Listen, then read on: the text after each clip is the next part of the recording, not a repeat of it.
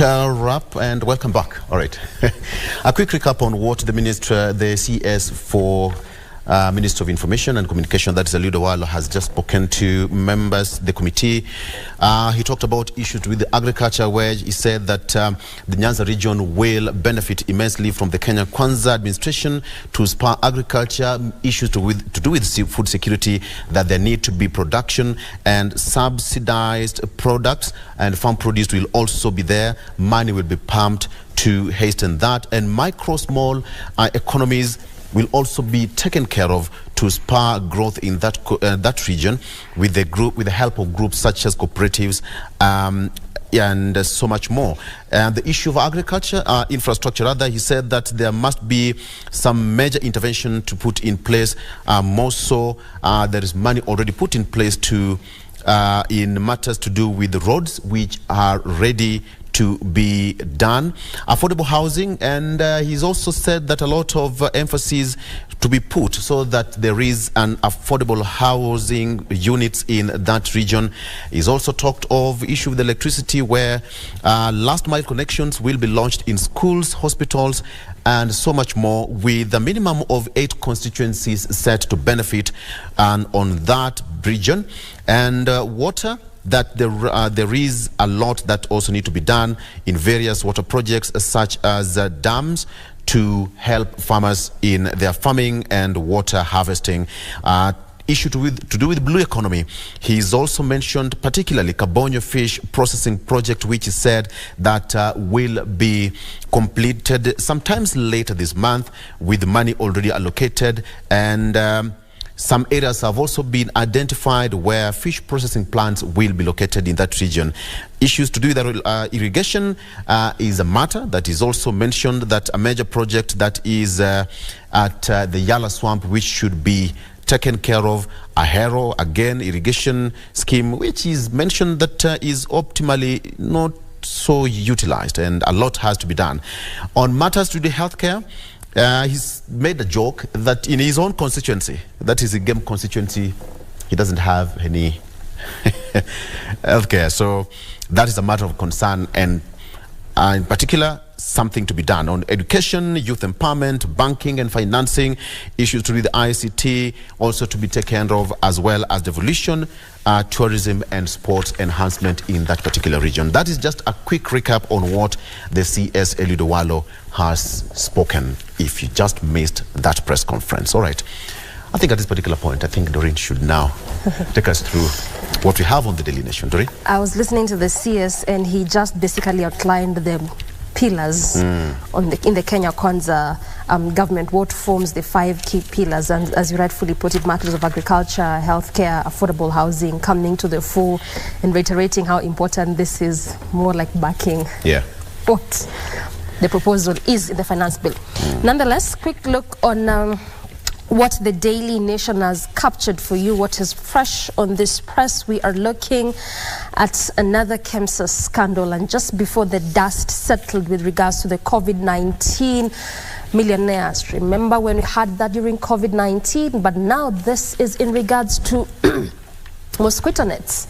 And just looking at the 23 counties that benefit from this nets with regards to what the Global Fund does and how it has actually been ensuring that money comes into this country for that purpose. But now, as it actually looks like, and what this particular daily has established, is that this funding has already been cut off. And so we're looking at these counties perhaps continuing to suffer as far as malaria is concerned, and the whole issue is because of procurement. So what is coming out is that the 3 companies that were awarded the tender for this procurement did not meet the threshold as per the agreement between Kenya and Global Fund, and the procurement company that was supposed to actually do this job that really met the threshold was locked out from this. So then this puts a big question with regards to our procurement ways and how we do it in this country, and really just what really is of this state agency, because as it turns out, just before we could even get done with COVID-19 millionaires, and the case is still, the matters are still very scanty, names not being proffered per se, and that confidence that even Kenyans have in this medical supply agency not as it's supposed to be. But even before you could just, wrap our heads around it, we are now dealing with another scandal of about 4 billion, and this in regards to mosquito nets. And looking at those counties and families that we really are going to lose out on this, it's quite big. It's quite big. And away from that, health matter, coming down to the issue on churches. Also, that story has found its way on the front page of this daily. Church on trial.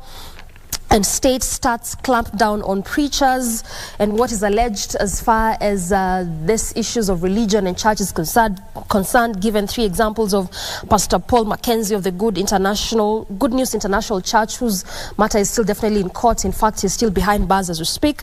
We know of Pastor Ezekiel Odero of the New Life Prayer Center Church, who was linked to Pastor Mackenzie, was released on a 1.5 million bail, but again, we know that his accounts have been frozen. Matters still, of course, ongoing on court.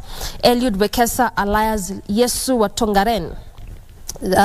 Of course, this came to the fore during the Easter holidays. And so now we look at that commission of inquiry, which was formed, sworn in yesterday, led by Lady Justice Lesit there. And they're supposed to look into the Shakahola deaths, which actually, as we speak, 21 bodies were exhumed yesterday, bringing the total number to 133, 566 still missing as reported. And yes, the Interior CS said that even if they have to keep changing tactics to look and probe into this matter, then they will do so.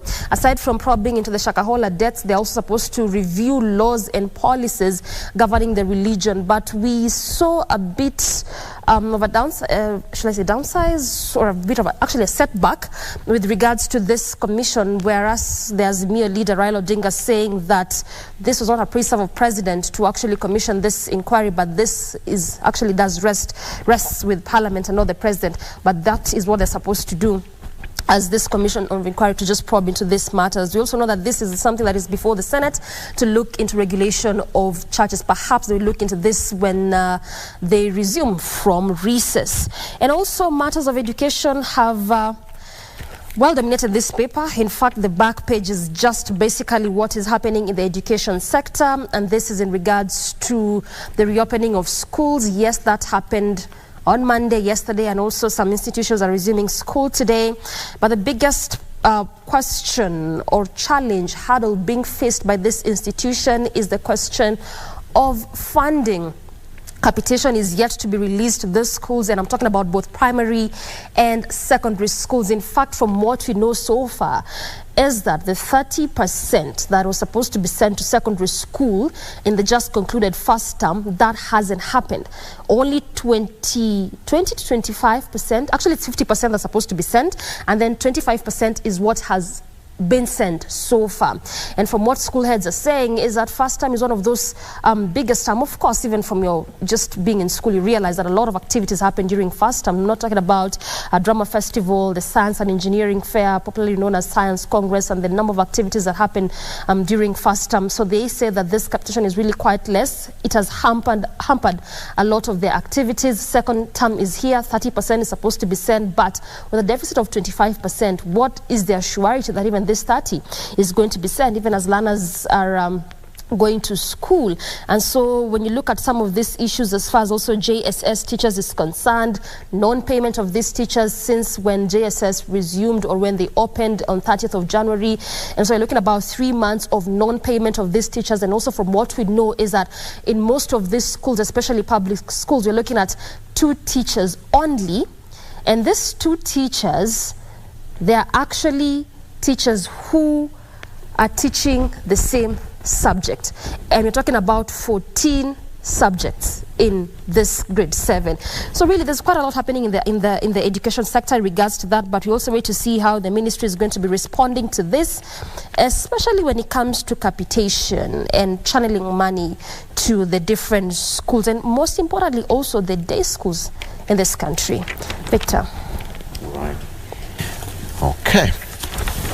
The issue capitation, and of course various stakeholders in the education sector has also raised a lot of questions talking about the last time that was done. It was way back years ago, and there need to be some capitation for parents as well. Okay, let me quickly, before we took that link, let me take you into some of the inner pages of the Star newspaper. That CS Shakahola deaths well organized criminal disaster. That's according to CS Kindiki.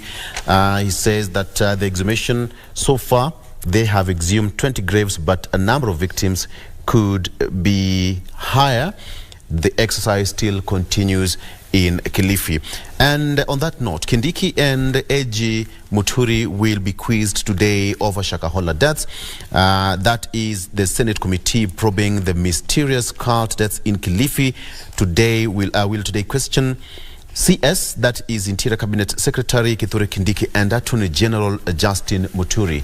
The two will be the first to appear before the ad hoc committee that has lined up several people and groups for questioning as it seeks to get into the bottom of the deaths. So that, according to the chairman of the committee, Tana River Senator Dunstan Mungatana, who said that the CS will appear before the committee at around 10 a.m. That is at 10 a.m. and then later on in the afternoon, Attorney General Justin Muturi will appear before the committee. That is, of course, our reporters will also be taking a look at that, and it's going to be a big story later in our bulletin. Battle for Jubilee heats up as MP seeks to block Uhuru NDC slated for May 22nd. Hassan Osman wants the court to declare the meeting illegal, and he also asked the political parties dispute tribunal to block the May 22nd Jubilee National Delegates Convention convened by retired President Uhuru Kenyatta on April 4th. The former ruling party is roiled by leadership wrangles between the factions allied to Uhuru Kenyatta and those allied to President William Ruto. So the two factions are trying to seize control, threatening to sink the once formidable political vessel. We have Kanini Kega faction there and Jeremiah Kioni faction on the other side, all fighting for the heart of Jubilee Party, who is going to be the Secretary General. Okay, it's going to be an interesting case there. Okay. And the National Assembly Speaker gave them, is it days? Yeah, to sort their matters out there before. Yeah, because they did want Sabina to be dropped from that minority whip. Deputy minority whip. Deputy, exactly. Yeah. So, as it is, the former president said that they'll still have that particular convention. NDC. Yeah, at the Bomas of Kenya, and he'll personally take charge of that NDC. I am just looking at Jubilee Party, and I keep asking myself, I know we did have this conversation last week, actually a day like this, really what happens to ruling parties. When you look at Jubilee, it was one large party. Yeah. At some point, we saw those defections moving away to now what came and formed UDA. Now we are seeing two sides of Jubilee. Jubilee of Kanini, led by Kanini, I should say, as the Secretary General, and the embattled Secretary General, who is Jeremiah Kioni. We are also seeing a faction led by the former president as the chair, one by Sabina. So what is really ailing ruling parties in this country that they just cannot stand the test of time after You know what really happens? It's Jubilee, we all know, it was an amalgamation of different parties. Yeah. And when you want to have strength in parliament, you must bring all those parties together. Jubilee, there must be some silent war that perhaps we may not be so privy to. But come 2027, Jubilee will have a bargaining power. Who is going to be the next Jubilee head, number one? We all know what happened with the former president, Uhuru Kenyatta, and now the then deputy, and now President William Ruto. In his book, he said, the book done by Dendwale, where his problem started with Uhuru Kenyatta. We all know it started way back years ago. But then now, Uhuru Kenyatta is a former president. He is the Jubilee head. Perhaps, according to me, is completely wrestle him out of politics. Because when you still have one of the biggest political parties in the country, then you still have a bargaining power. Yeah. 2027 is fast approaching. Jubilee, as it is is still a political party registered, all right, and it gets political parties' funds. Now, when it comes to 2027, Jubilee will form a coalition with other like-minded parties, and you know what will happen. Will it even stand till 2027? That of course, is, it is the third largest political party, definitely. But that is my assessment. Exactly, that when it comes to 2027, and former President Uhuru Kenyatta left alive and active in politics. Remember what Atuli said? Atasumbuana. Because he's still young. Exactly. I don't know whether that is the exact word to use. Maybe we need to now review that retirement, act, because when you look at former presidents, they really retired at their latter years, their sunset years. So even for you to expect them to be active in politics, I mean, you really couldn't expect that. So Uhuru Kenyatta, the former president, is actually the first one to retire at such an active age, full of life as is. You saw the rows that was in Kileleshwa just about a week and a half ago that actually saw again the two, you even don't know how to call the Secretary General. So one should be in battle, the other one should be, it just, I don't know how should, because they're all Secretary Generals as is, but which one now? Look at it this way. Look at it this way. Of the party. 2027 is fast approaching for the politicians. It's about 4 years and some few months. For the politicians, it's just like a matter of months. Yes. You have the third largest party in Kenya active with members still in the National Assembly.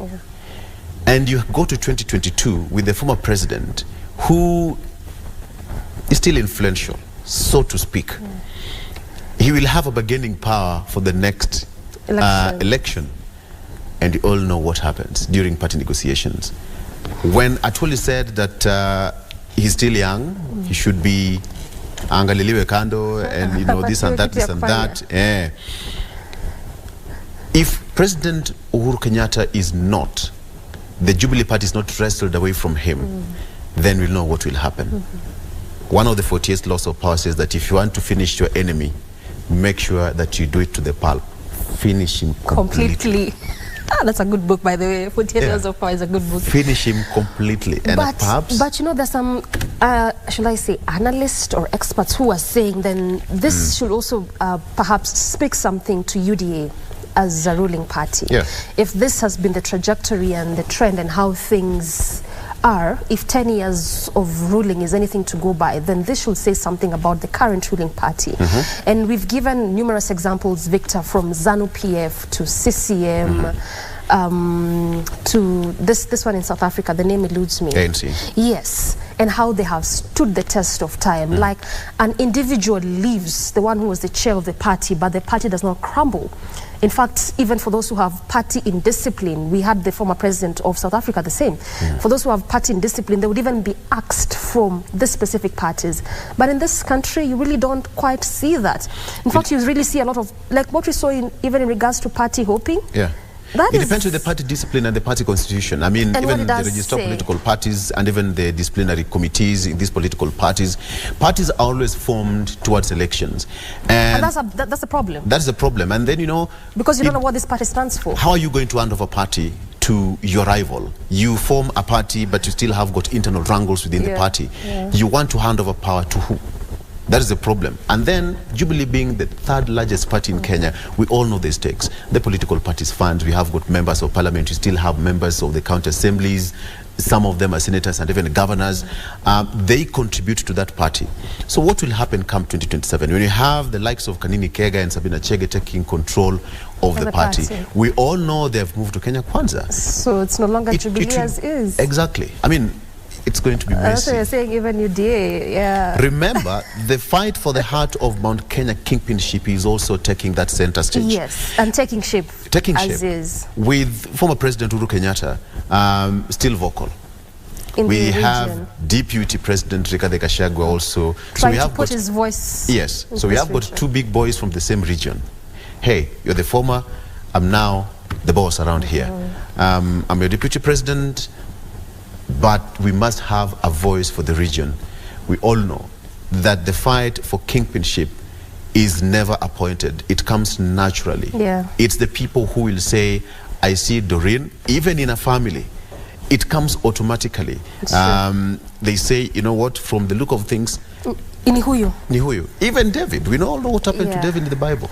But I mean, it does speak a lot about party discipline and really aligning yourself towards an individual as opposed to what the party stands for. But do you even really know about what really party stands for? Because aside from politicians, we have Kenyans who are members of political parties. Do they even know the kind of parties that they are allied to? What does this party stand for? So perhaps individual X, who's the chairperson, the secretary general, the vice chair, they exit the party. Would you also really exit that party? Because, well, the person has either died or left the party, or they've just hopped to another party. So then do you still stay there? Do you even understand what this party stands for? Do you remember Men in Black, the Kasarani event? When there were supposed to be some elections to get the officials of ODM party. I'm made to understand that there are some officials in the Kenya Kwanza government, some of them who are cabinet secretaries in the Kenya Kwanza government, but are still officials of ODM. Which goes against, because if you go to the political party, register political parties. It goes against that act. Yes, you will see their names still as person X, Y, party official registered. No election has been done. I mean, so then it beats the purpose of asking someone to relinquish their benefits because they are still active in politics if you are a cabinet secretary and you're still a party official. It's a struggle. And even some of the officials of ODM have actually imposed themselves there as officials that then taken charge of that particular party. Names withheld. Yeah, of course, really, you can't say the names. We become analysts. Okay. Let me take you through the front page of the People Daily. More graves found in cult death probe. Commission of inquiry sworn in to investigate massacre despite Raila case. And of course, Professor Mutava Musimi leads team on how to regulate churches, and clerics are also protesting that move. Demos in Kisumu after police shoot student dead. Grace to the family. And you have got 14 days. Medics warn as they plan strike. KMPDU Secretary General, that is Davji Atela, said yesterday that they've given the government 14 days to meet a raft of demands, or they will paralyze health services across the counties. TVET's learners to get full government sponsorship. Good news there. 42,000 students in the institutions placed by KUCCPS assured of funding by the state. Remember, the president last week said there is going to be a new criteria on how to get government money if you are in university or TVET. Let me give you a rundown. 42,144 learners who will be placed in technical and vocational education training institutions in the 2023-2024 academic year will receive full government sponsorship. That's according to Principal Secretary Dr. Esther Moria, who said that out of this 145,325 learners who sat the 2022 KCSE exams expected to join TVET institution in the next intake starting September. Good news there for the learners. Koome swears in Oginde as new ESCC chairperson. Oginde took oath of office presided over by Chief Justice Martha Koome, and of course Eliud Bukala is exiting that particular seat. KEMSA boss on the spot over workers' welfare. KEMSA. Medics shelve strike plans again after talks with the state. 14 days ultimatum or else. Shakahola probe team starts work amid protest. Opposition leader Raila Odinga has moved to court to stop inquiry, while Pentecostal churches have opposed commission. They say that they need something to be done before the commission starts, and there should be no victimization. Kindiki, 20 mass graves found in Kilifi, and the work is still far from over. The numbers currently stand at 133, and if they continue today, most likely the number will shoot by evening. According to the autopsies performed on the 112 bodies, most of the victims died of hunger, probably after following the preaching of Mackenzie. Yeah. I am looking at that issue.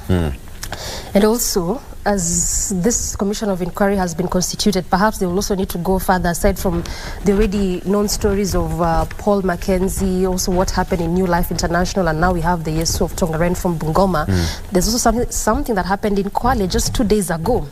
In this county, police rescued 200 persons, And this included 50 children from Kwale Forest in a suspected case of religion kidnapping. So these 200 believed to be members of Rainbow Faith Ministries, Vumba, an area called Vumba in that county, a splinter group of the main SDA church in Vumbu. Yeah, it's actually Vumbu, not Vumba. Beg your pardon for that. Where they were caught fasting with orders to pray strictly 3 times a day and 3 times a night. I even do not know what is the issue with fasting, and it's just important to be fasting in these churches for you to see Jesus and go to heaven. It's quite interesting. But that was in Kwale County. That police also rescued 200 persons. And in fact, even as we speak, yeah, much as they did rescue 200, they're still probing into that. Perhaps there could be more people just around the forest area. And what was shocking for me while I was listening to this story actually yesterday was that this was a 23-year-old lady prophetess who is asking these Kenyans who are streaming from different parts of the country, aside from Kwale, to come to this small church there in that area where they're asked to fast and pray 3 times a day and pray 3 times a night. You can imagine a 23-year-old lady prophetess. I'm just, okay. Yeah, so there's a lot of probing to be done. I don't know whether I'm the one who doesn't know his Bible, but maybe, I'll help me. Is there somewhere in the Bible where Jesus said that if you want to meet me, starve to death? There's nowhere. Okay, from what I've read so far, I've not seen. And you know, also fasting is your own volition. And Jesus, when Jesus was fasting for 40 days, he did not just fast. He did not fast to die. Yeah, there was a cause for that. There was a cause for that. So for you, the cause is to see Jesus. Yes, he did not fast to see someone. You see, for the kingdom of God, at least from what I know, is that seek ye first the kingdom. Yes. Does fasting look like seeking first the kingdom of God? No, we are just trying to think out loud. Yes, it's nothing. So we're just thinking beyond. We're just trying to imagine. Yeah. And like why these things would happen the way they are. Exactly. If, like right now, I'm hungry. Honestly. And you're told to fast and see Jesus. I need something to eat. After this, I'm going to eat in the cafeteria.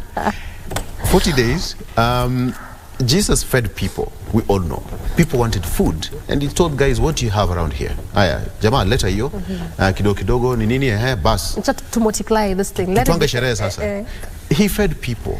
I mean... But you know also, Victor, when you listen to some of the stories that have been covered so far, even when journalists are speaking to some of these residents, be it Shakahola, being those from people around the New Life area, even this Kwale, like even for those who have been spoken to yesterday, when they give you the reason of this fasting, I mean, it just shows you how we do not have the knowledge of this. Because you just gave a good example of when Jesus fasted for 40 days.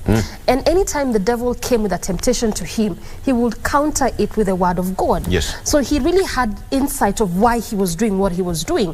But for us as Kenyans who are being subjected to this, don't even understand why we, like when you ask, why are you doing this? It is because mtumishi wa Mungu alisema. Why do you fast? Yes. Because even Muslims fast during the holy month of Ramadan, but they break it. They break it at some point. They eat, they get the energy, and they continue the fasting. And during that process, there is something they do during that period. But then now... But you realize also from all these stories, we've not unearthed what exactly these people are doing in this period of fasting. If they are fasting the entire 24 hours, or if it is 12 hours, whatever number of times, hours they were fasting, you really cannot quite pinpoint what exactly they were doing. Because even Jesus was praying whilst... That would be a nice story.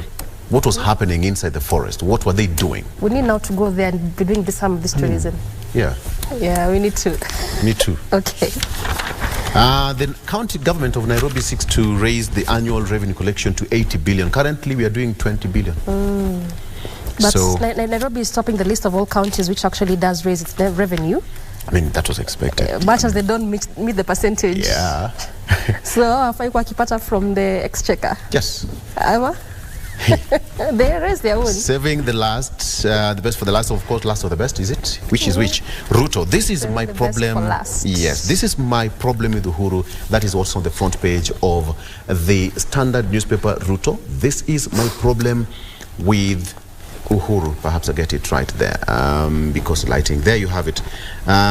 He said that the president, in a candid forward in the book, For the Record, opens up on where the rain started beating his relationship with the former president and why he thinks it all went south. The book, written by Aiden Duale. Take a look at that story. Shakahola mystery deepens as 21 bodies exhumed yesterday. How state will pick students for varsity funding? We talked about it. The story of singer Mustafa opens up about his struggles. Once high-flying musician, the Kinyaunyau hit. For those who were born a few years ago, Mustafa is a musician. Kinyaunyau. But that story has been almost all over. Yeah. And it just shows you, I don't even know how to approach it because, well, it's quite a touchy issue, especially with regards to his mom. Yeah. And now the kind of odd jobs, as would be termed, that he's forced to do to meet the healthcare bills. And he said that he's going to do everything to help his ailing mother. That's why healthcare needs to really be made affordable. I mean, healthcare needs... How affordable is it? Also, that's a big good question, because when you say affordable, how affordable is affordable? If you go for a private insurance, annually you'll pay. I mean, this is something that we need to do. You'll pay more than you'll do for NHIF, but then does NHIF really give you? Take a look at that. If you can get a book by Eden Duale, Ruto spills the beans on fallout with Uhuru on CS Duale's book. You can take a look at that. It's on page 4 of the Standard. Kindiki dismisses police report on Shakahola body organs trade, etc., etc., etc. And I think that is the right time for us to stop it. Etc., etc. Yeah. And finally, Jubilee wrangle Stephen as Kega stops party NDC. We've talked about it. Yeah. So I think no much. It's a good place to end it. Exactly. Today is a Milan derby. AC Milan, Inter Milan. Manchester City drew last evening with Real Madrid 1-1, but there's going to be another round of semi-finals. Today is going to be the first one, 10 p.m. at San Siro. AC Milan and Inter Milan. It's going to be a nice one. Ibrahimovic meets Lukaku. Tukutane viwanjani. Let's take a break, Doreen. Okay. We are not fasting. I'm going to get something at the cafeteria, but I can't fast. Good morning. Should have been a comedian, you.